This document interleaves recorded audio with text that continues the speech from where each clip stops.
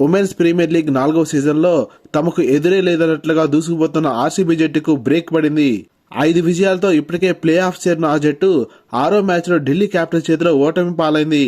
శనివారం ఆర్సీబీ జట్టుతో జరిగిన మ్యాచ్లో ఢిల్లీ కెప్టెన్ జెమిమా రొడ్రిగ్స్ చాకచక్యంగా వ్యవహరిస్తూ తమ స్టార్ ఆల్రౌండర్ మ్యారిజన్ కాప్ను సరైన సమయంలో బరిలో దించి మంచి ఫలితాలే రాబట్టింది. ఈ సీజన్లో తొలిసారిగా బెంగళూరు బ్యాటింగ్ తేలిపోవడంతో మొదట ఆ జట్టు 20 ఓవర్లలో 109 పరుగులకే కుప్పగూలింది. బెంగళూరు జట్టులో కెప్టెన్ స్మృతి మందన మాత్రమే 38 పరుగులు చేసి చెప్పుకోదగ్గ ఇన్నింగ్స్ ఆడింది. స్మృతి మందన కాకుండా మిగతా ఆర్సీబీ బ్యాటర్స్ అందరూ కూడా ఢిల్లీ బౌలర్స్ ముందు నిలవలేకపోయారు.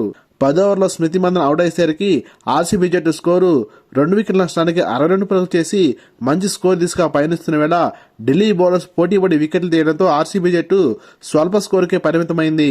స్లో బంతులతో అదరగొట్టిన నందిని శర్మ 3 వికెట్లు, తన 4 ఓవర్ల కోటాను ముందే ముగించిన మ్యారిజన్ కాప్ 2 వికెట్లు, అలాగే మిన్ను మణి, షినేని హెన్రీ కూడా 2 వికెట్లు ఇచ్చి ప్రత్యర్థి పతనాన్ని శాసించారు.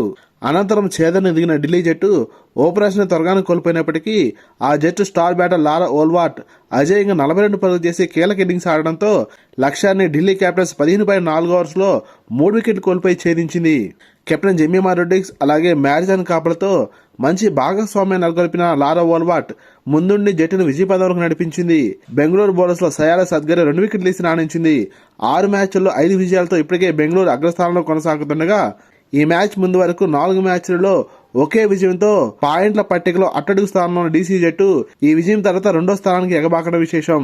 లేటెస్ట్ క్రికెట్ అప్డేట్స్ కోసం ఈ వీడియోని లైక్ చేసి ఛానల్ సబ్స్క్రైబ్ చేసి ఆశిస్తున్నాం. Thank you for watching.